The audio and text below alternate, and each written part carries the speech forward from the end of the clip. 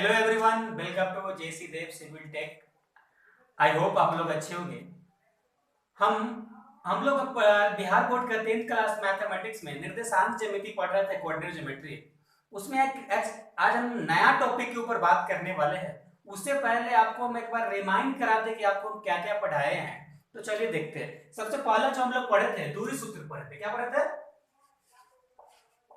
दूरी सूत्र पढ़े थे। दूरी सूत्र पढ़े थे जिसका फॉर्मूला था x2 माइनस x1 का whole square plus y2 minus y1 का होल स्क्वायर। उसके बाद दूसरा जो पढ़े थे हम लोग, मिड पॉइंट पढ़े थे। क्या? मध्य बिंदु पढ़े थे। मध्य बिंदु पढ़े थे जिसका फॉर्मूला था मध्य बिंदु का निकालने के लिए x2 plus x1 y2 comma y2 plus y1 y2, इतना था। उसके बाद हम लोग विभाजन सूत्र पढ़े थे तीसरा नंबर में। उसके बाद विभाजन सूत्र पढ़े थे जो किसी लाइन को विभाजित करने के लिए। इसका फॉर्मूला हम लोग का था mx2 plus nx1 m plus n comma m/2 plus m/1 comma m plus n। Okay, इतना फॉर्मूला था हम लोग को। अब तीसरा चौथा नंबर में पढ़ना है हम लोग का त्रिभुज का क्षेत्रफल।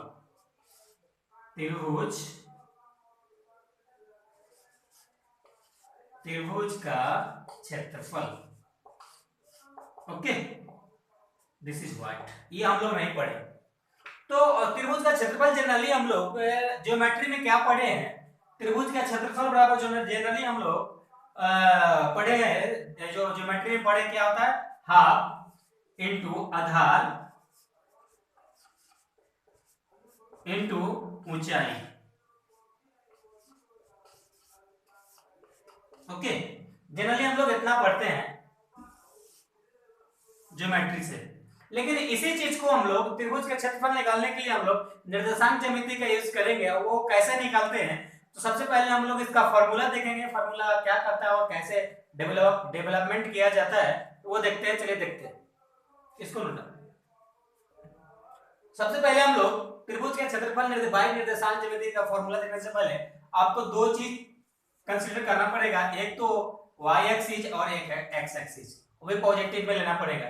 और इस दो एक्सिस कंसीडर करने के बाद, मानने के बाद आपको 3 पॉइंट मानना पड़ेगा जो आपस में ना तो एक दूसरे के पैरेलल हो, ना तो एक दूसरे पे लंब बन रहा हो। ओके, इस प्रकार से 3 बिंदु हम लोग मान लिए और जिसका मान हम लोग इसको सेगमेंट कर देते हैं, मैं मिला देते हैं और एक त्रिभुज बन जाता है। ओके, अब ये सभी पॉइंट से हम लोग परपेंडिकुलर डाल देंगे x एक्सिस पे, परपेंडिकुलर डाल देंगे, परपेंडिकुलर डालेंगे, परपेंडिकुलर डालेंगे। उसके बाद हम लोग सपोज करो ये a होगा, b होगा और c होगा, ये r होगा, ये q होगा, सॉरी ये मान लो इसको p मान लेते हैं, p होगा, q होगा, ये r होगा। ओके, अब इसमें एक चीज क्या देख रहे होगा, चलो इसका निर्देशांक मान लेते हैं। सपोज करो ये x1 होगा, ये y1 होगा और ये x2 होगा और ये y2 होगा और ये x3 होगा और y3 होगा। ओके, देखो इसमें एक चीज देख रहे हो गया, ये ए बी पी क्यू क्या एक चतुर्भुज बन रहा है। ओके, उसके बाद क्या बन रहा है? ए क्यू आर सी, ये भी एक चतुर्भुज बन रहा है। यानी दोनों चतुर्भुज का अगर मैं क्षेत्रफल निकालूं और उसके बाद आप ये एक चीज और देख रहे होंगे, B C P R, B C और पी आर, और सब दोनों चतुर्भुज का क्षेत्रफल निकालकर और इसको जोड़ दो और ये वाले चतुर्भुज का जो बी सी पी आर से बन रहा है उसको हम लोग माइनस कर दे तो ऑटोमेटिक त्रिभुज का क्षेत्रफल आ जाएगा। आ जाएगा ना? आया ना मजा? चलिए देखते हैं। ठीक है, तो त्रिभुज का क्षेत्रफल निकालने से हम लोग क्या का जरूरत पड़ेगा, रिक्वायरमेंट रहेगा। एक ये रिक्वायरमेंट रहेगा और ये रिक्वायरमेंट रहेगा, ये रिक्वायरमेंट रहेगा, ये रिक्वायरमेंट रहेगा। तो सबसे पहले वर्टिकली बात कर लेते हैं। अगर बीपी की बात करें तो क्या हो जाएगा वर्टिकली? y2, ये हो जाएगा इसका डिस्टेंस y2।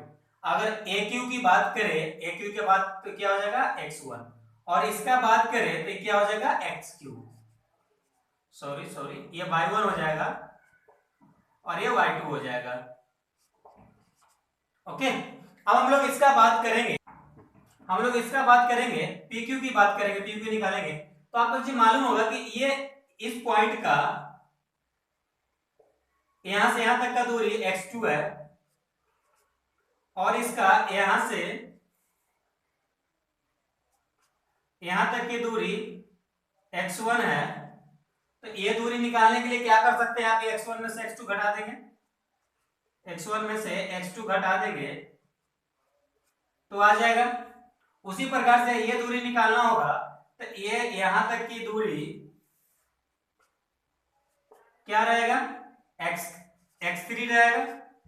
तो आपको QR निकालने के लिए क्या करना होगा, आपको यहाँ पे x1 घटा देना पड़ेगा, तो ऑटोमेटिक आ जाएगा, यानी x3 माइनस ये दूरी अगर निकालने की बात करें, ये दूरी, तो आपका x3 माइनस x1 हो जाएगा, x1 हो जाएगा। ओके, अब एक चीज आपको मालूम होगा, सबसे पहले जो हम लोग माने वो कंसिडर कर लेते हैं। माना कि त्रिभुज ABC में जिसका निर्देशांक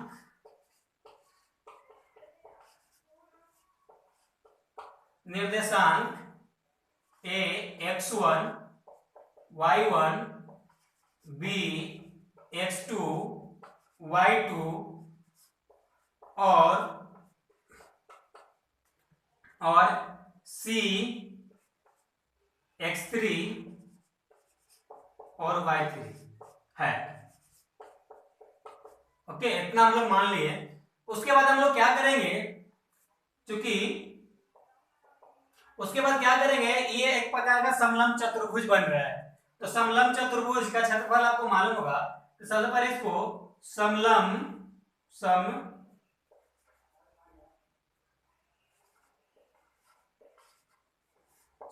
चतुर्भुज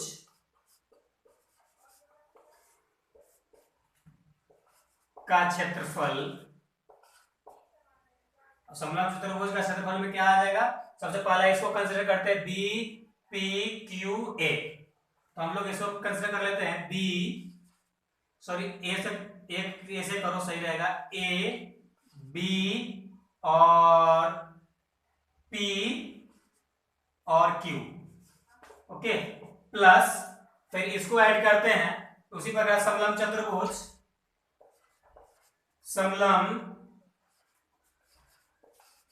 चतुर्भुज नहीं लिखते, मैं डायरेक्ट नाम लिख देता हूं, आप ये कर लेना, इसको नहीं होना चाहिए AQRC।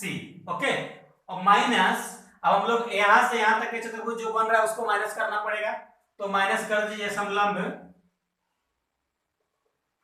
चतुर्भुज का क्षेत्रफल, यानी का क्षेत्रफल माइनस समलंब चतुर्भुज इसका BCPR का क्षेत्रफल।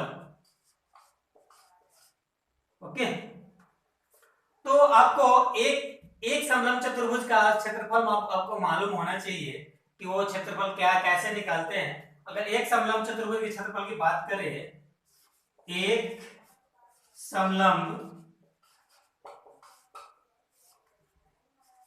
चतुर्भुज का क्षेत्रफल बराबर क्या होता है, हाफ समानांतर भुजाओं का योगफल इंटू समानांतर भुजाओं का योग। ओके, इंटू बेस इंटू आधार। आधार बेस कह सकते हो या डिस्टेंस कह सकते हो, दूरी कह सकते हो, चलेगा। तो एक समलंब चतुर्भुज का क्षेत्रफल बराबर इतना होता है।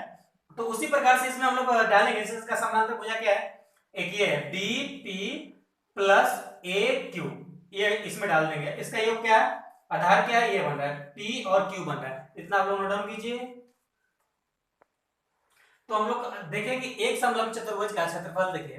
अब यहाँ पे हम लोग को तीन समलंब चतुर्भुज है जिसका क्षेत्रफल देखिए। पहला क्या है, पहला था हाफ, और क्या बोले समानांतर चतुर्भुज का समानांतर भुजाओं का योग इनटू बेस यानी इनटू आधार। तो देखिए हाफ और इस समानांतर क्या है इसका ए क्यू प्लस बी पी समानांतर है, और इनटू बेस पी क्यू, ये पी है, इसमें आप कंफ्यूज मत होइएगा, ये आपका पी है। ओके, तो आप ये देख रहे हैं पी क्यू बेस लिए। इसका भी आप देख रहे हैं हाफ ए क्यू प्लस सी आर और क्यू आर, ये बेस इस प्रकार से है। अब इसका सबका आप जो भी आप वैल्यू है आप पुट कर दीजिए। सबसे पहले आप हाफ कॉमन लीजिएगा, हाफ कॉमन लीजिएगा तो आएगा इस प्रकार से। अब इसका क्यू ए क्यू का वैल्यू क्या है, ए क्यू ये है y1 plus B sorry A Q plus B P y2, और क्या है पी क्यू क्या है x1 minus x2, x1 minus x2 और प्लस, अब इसके बाद ये है ए क्यू क्या है, ए क्यू y1 और इसका सी आर क्या है y2 प्लस y2, उसमें क्यू आर क्या है, क्यू आर ये है। अब यहाँ से x3 है और इतना माइनस करना है x2, यानी x3 में से x2 माइनस कर देंगे तो हम लोग को पी आर आ जाएगा। तो पी आर हम लोग देंगे, सॉरी क्यू आर है ना, सॉरी तो क्यू आर हम लोग यहाँ पे है x3 minus x1 plus, sorry minus यहाँ से घट रहा है, माइनस आपका आ जाएगा बीपी क्या है जी y2 प्लस सीआर क्या है, सीआर क्या है y3 होगा, y3 सीआर y3, और उसके बाद क्या है सीआर के बाद आपका है पीआर यहां से यहां तक दूरी है x3 माइनस x2। इस प्रकार है, इस प्रकार से आप सबको कैलकुलेट करोगे। कैलकुलेट करने के बाद जो आपका रिजल्ट आता है, आप कैलकुलेट करना, अगर डाउट रहेगा तो बोलना, बताएंगे। इसका डायरेक्ट जो रिजल्ट आएगा त्रिभुज ए बी सी का क्षेत्रफल बराबर, जब इसको कैलकुलेट करने के बाद जो कटेगा उसको काट दीजिएगा, उसके बाद आप कॉमन लीजिएगा और बाई वन से पहले बाई वन रखिएगा, उसके बाद कॉमन लेते जाइएगा तो आ जाएगा। यानी इसका जो फाइनली कैलकुलेट हम लोग करते हैं, जो फॉर्मूला आता है वो आता है y1, इतना नोट डाउन कीजिए। जब इसको कैलकुलेट कीजिएगा तो आपका आएगा y3 minus y1 into x1 plus